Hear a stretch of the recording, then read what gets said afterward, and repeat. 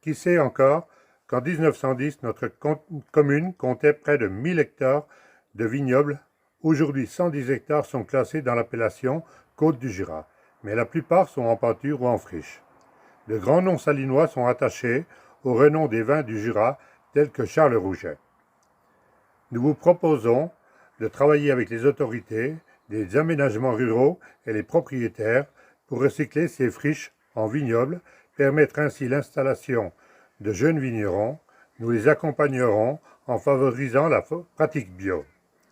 Cette économie participera à la renaissance de notre cité par l'arrivée de nouveaux habitants, leur investissement dans une nouvelle culture locale et l'ouverture de magasins au centre-ville. Remettre en état des chemins anciens desservant ces parcelles permettra de belles randonnées autour de notre cité, ce qui participera à embellir notre patrimoine paysager. La forêt salinoise s'étend sur 1282 hectares. Ce poumon vert, nous devons en équilibrer les 4 fonctions: économique, écologique, sociale et de protection. Nous vous proposons de préserver le patrimoine naturel en privilégiant la régénération naturelle sur une partie de la forêt ainsi que des îlots d'avenir. Créer des sentiers d'interprétation pour que chacun puisse observer la flore et la faune, des champignons au chevreuil, de la chouette au mulot, et puisse être sensibilisé au rôle que jouent nos forêts en lien avec les enseignants. Introduire de nouvelles essences pour diversifier les espèces. Les maladies dues à la pollution et au changement climatique, botrytis, scolytes, font disparaître les essences traditionnelles telles que l'épicéa. Adapter la politique de plantation aux nouvelles conditions climatiques en accord avec l'ONF.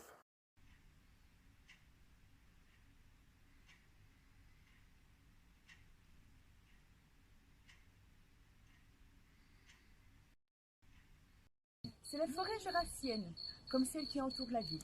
Le mot Jura signifie forêt de montagne. Il provient du temps où la Franche-Comté se nommait la Séquanie.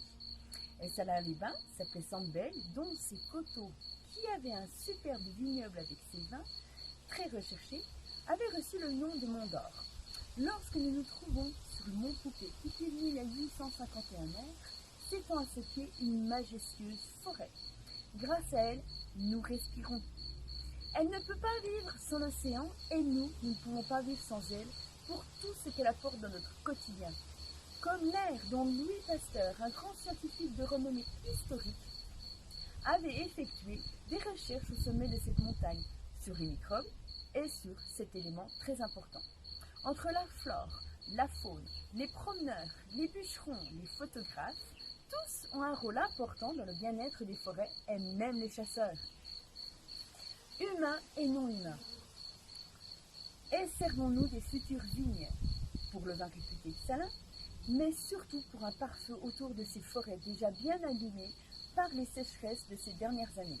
Les forêts du monde sont le poumon vert de la Terre et elles sont massacrées. Il est donc primordial de les protéger et même jusqu'à à nos contrées.